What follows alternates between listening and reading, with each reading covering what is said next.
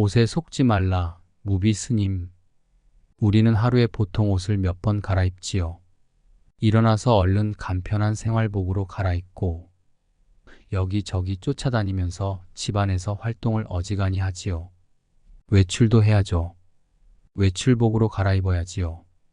외출을 어디 하느냐에 따라서 퍼페에 가려면 얼른 가서 퍼페에 맞는 옷을 입었다가 돌아와서는 오늘 누구 집에 결혼식이 있는데 이래 가지고는 안 된다 해서 또 한 번 더 갈아입는 거예요. 그런 식으로 해서 보통 하루에 서너 번은 갈아입는 거예요. 저는 한 번밖에 안 갈아입어요. 언제나 그 옷이니까요. 어디 가도 안 통하는 데가 없는 이 옷입니다. 더 이상 갈아입어도 좋을 것이 아무것도 없는 이 옷입니다. 이 옷이 최하의 옷이면서 최상의 옷이니까 이 세상에서 제일 좋은 옷이지요. 육신의 옷도 서너 번씩은 갈아입습니다. 우리가 이 친구 만나고 저 사람 만나고 아침에 이런 뉴스 듣고 저런 프로그램 만나고 소위 정보화 사회에서 아무리 눈 막고 귀 막고 있어도 쏟아져 들어오는 정보를 어떻게 할 길이 없어요.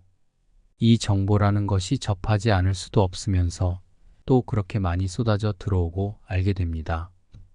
그러니 그런 것들이 전부 옷이 되지요. 알게 모르게 전부 옷이 됩니다. 병이 한 가지에 약이 1000가지가 아니라 약이 10,000가지, 100,000가지도 넘게 되는 겁니다.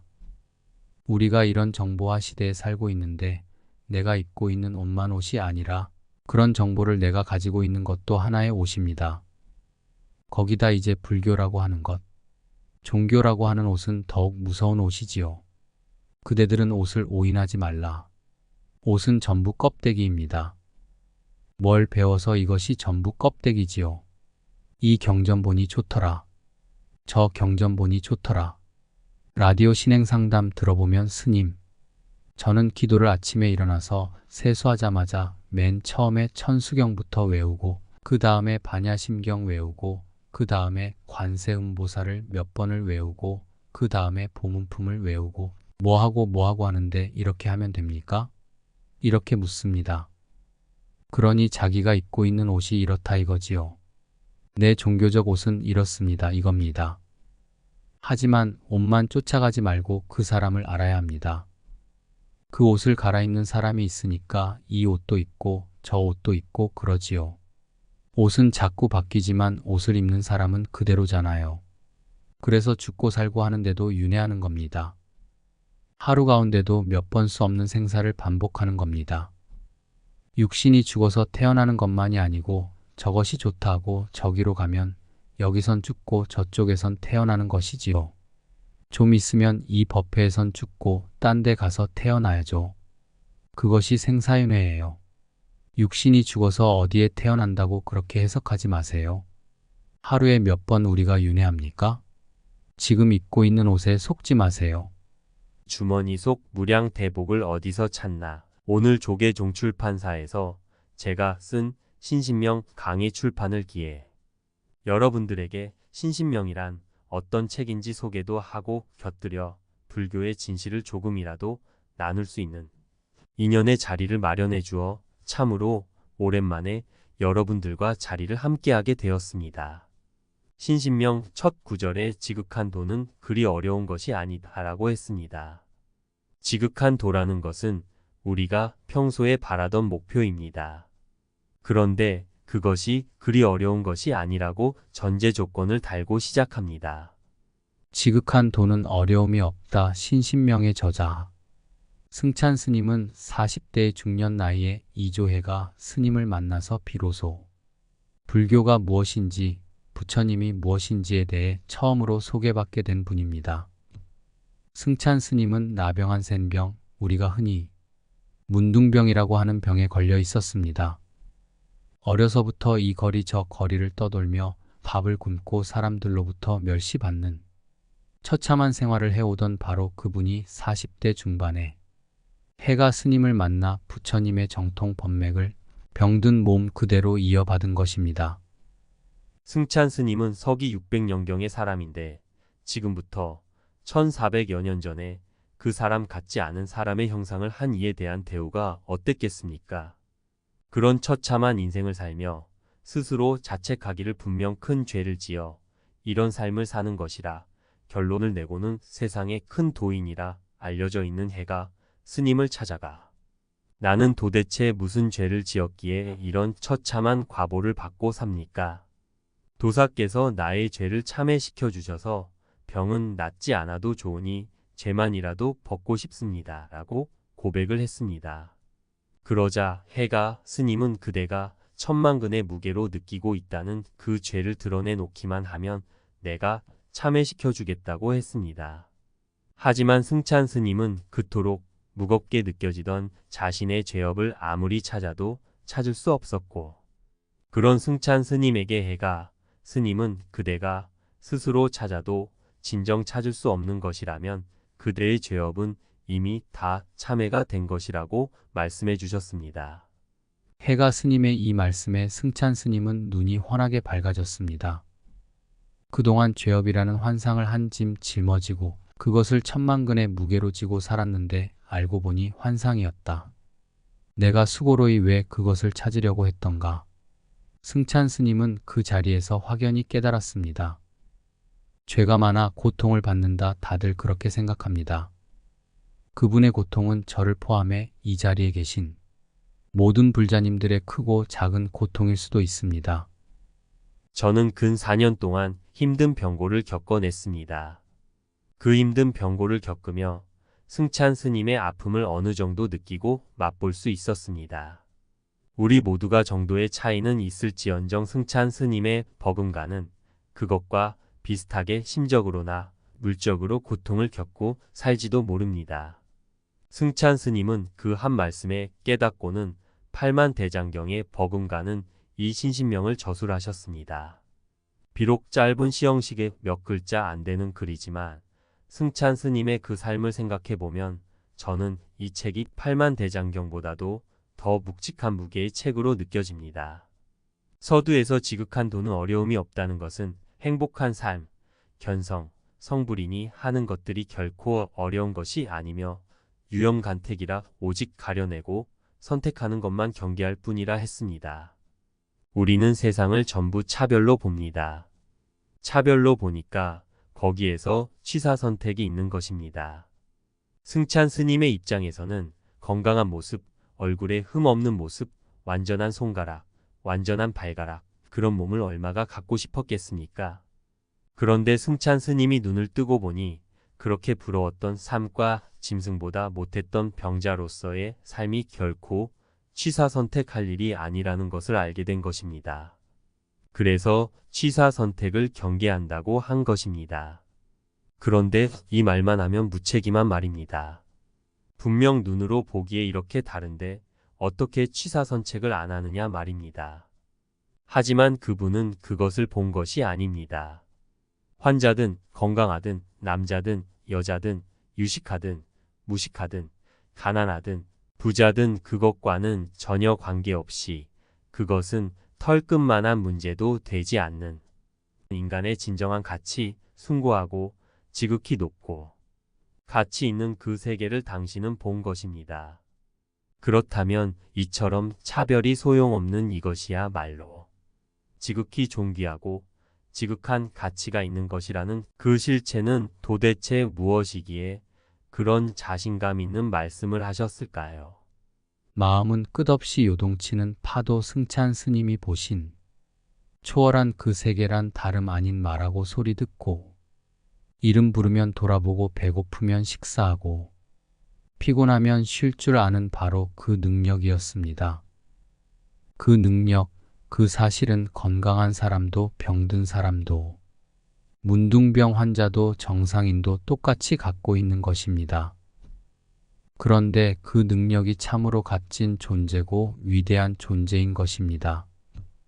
그것이 진정 가치 있는 것인데 오직 외모만 보고 차이나는 것에 너무 가치 기준을 두어 집착하고 매달리며 그것을 갖고 차별하고 자신을 비하하고 그랬던 것입니다.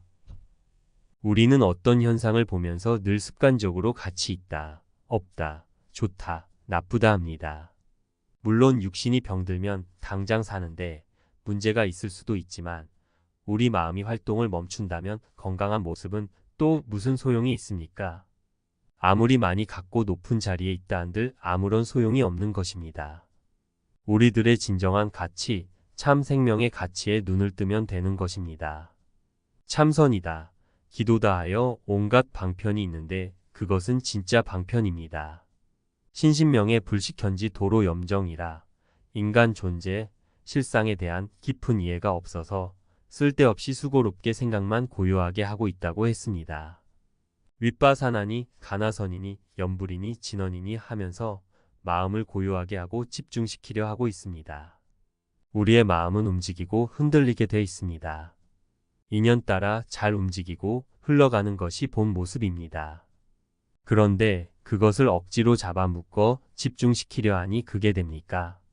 수천, 수만 명이 마음을 집중시키려 하지만 하루 종일 10분이 안 됩니다. 그렇게 흔들리고 흘러가는 것이 마음의 본색입니다. 금강경에서도 응무소주 이생기심이라 했습니다. 본래 머물지 않는 마음이니까 머물지 말고 그 마음을 내라 이 말입니다. 습관 버리고 참생명 눈 떠야 이 세상에 생각 고요한 사람이 누가 있습니까? 오직 조계사 기둥이 고요할 뿐이지요. 고요하면 그것은 죽은 사람이지요. 가나선이니 윗바사나니 해서 마음을 집중시키려 하는데 그렇게 하지 마세요. 몹쓸 일입니다. 마음이 언제 고요해지던가요? 혹 운이 좋아 고요해졌다 해도 흙탕물을 가라앉힌 것과 같아서 바람이 불거나 살짝 건드리기만 해도 다시 흙탕물이 일어납니다. 바다 깊은 곳에서 끊임없이 물살이 흐르듯 우리 마음은 끝없이 요동치고 있습니다. 그런데 동중이려, 정중이려, 몽중이려, 오매이려 하는 이런 무시무시한 관문을 설정해 놓고 거기에 도달하기 바라는 그런 엉터리 이야기를 하고 있는 것입니다. 아무도 거기에 그 무시무시한 관문에 도달한 사람은 없습니다.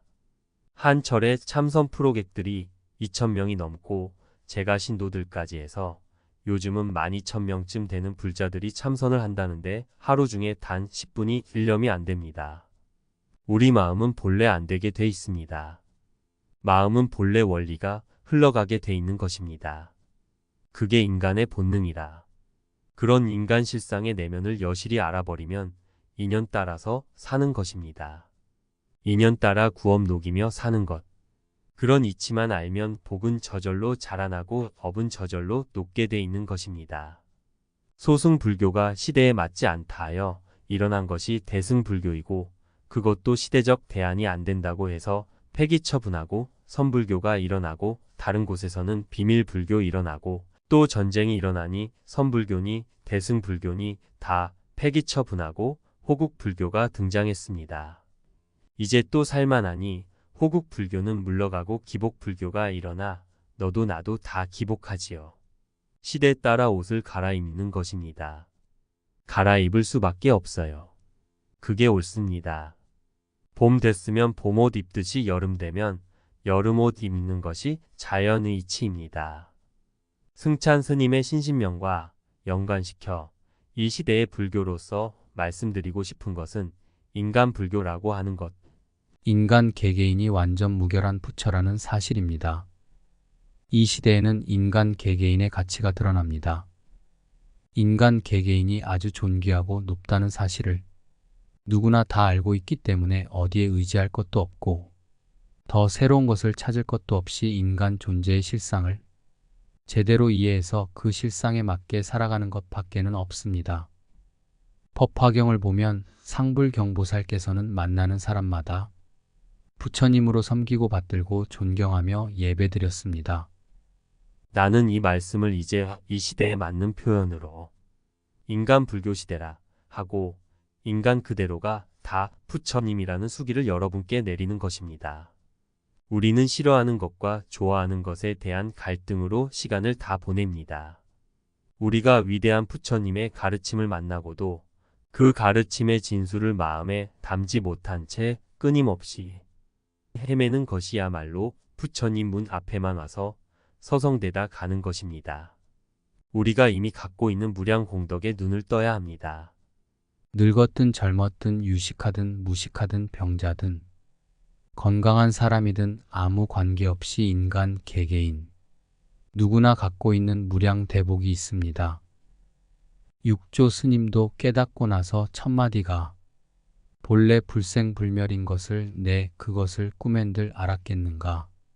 내 자신이 본래 불생불멸의 존재라는 것을 상상도 못했던 것을 알았다고 하고 하기자 성본자 청정이라 내 자신이 본래 아주 뛰어난 존재라는 것을 오늘 아침에야 알았다고 토로를 했습니다. 우리는 평생 불교 공부한다고 하지만 이 가르침, 이 관문에서 한 걸음도 나아가지 못하고 있습니다. 참선하고 염불하고 기도해서 얻는 것이 아닙니다. 얻긴 뭘 얻습니까?